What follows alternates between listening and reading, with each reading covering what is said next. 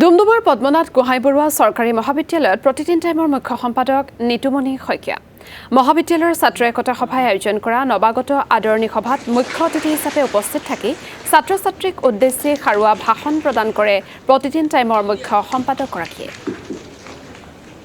আলোচনী পদ্মপদ্যা যদি তোমালোকে ভাবিছা যে পঢ়িব লাগে কাৰণে পঢ়িছো, যদি তোমালোকৰ ঘৰৰ মা দেউতাই ঘৰত অশান্তি কৰাৰ কাৰণে কাৰোবাক এই কলেজলৈকে গুচি যাওক, এই ইমান অশান্তি কৰি থাকে, এই ইমান গণ্ডগোল কৰি থাকে, তেনেকুৱা বুলি ভাবি যদি কলেজ এখনত নাম লগাই দিছে, তোমালোকেও যদি ভাবিছা যে অকল উদ্দেশ্য বিভিন্নভাৱে লক্ষ্য বিভিন্নভাৱে এটা ডিগ্ৰী ল'ব লাগে কাৰণে যদি কোনোবাই পলিটিকেল চায়েন্স, কোনোবাই ইংলিছ, ইকনমিক্স, আছামিছ যদি তোমালোকে পঢ়িছা, তেতিয়াহ'লে তোমালোকে ভুল কৰিছা।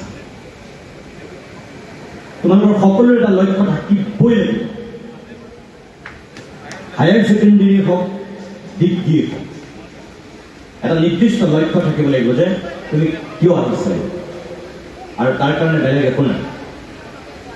মই 4টা কৰে আৰম্ভ হোৱা শব্দ সদায় অগ্ৰাধিকাৰ দি আহোঁ।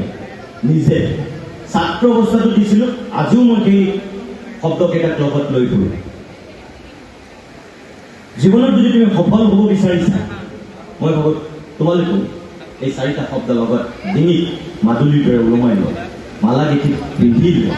কি এনেই সাধাৰণ কথা, কলৈ, কিয়, ক'ৰ পৰা, কাৰ বাবে,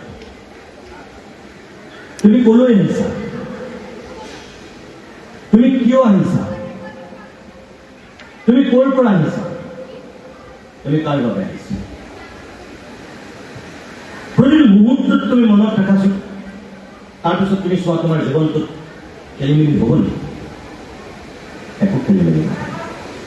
পদ্মনাথ গোহাঁই বৰুৱা মহাবিদ্যালয়খন কি অৱস্থাত আছে, কেনেকুৱা পৰ্যায়ত আছে, ইয়াৰ বৌদ্ধিক প্ৰচাৰত কোনটো স্তৰত, ইয়াৰ অধ্যক্ষগৰাকীয়ে মহাবিদ্যালয়খনক কেনেধৰণৰ নেতৃত্ব দিছে, অধ্যাপকসকলে ইয়াৰ উঠি অহা প্ৰজন্মটোক কোন ধৰণৰ শিক্ষাৰে শিক্ষিত কৰিবলৈ কচৰত কৰি আছে, এই সকলোখিনি মই নিজ চকুৰে চাম, দেখিম, জানিম, বুজিম, মই লৈ যাম।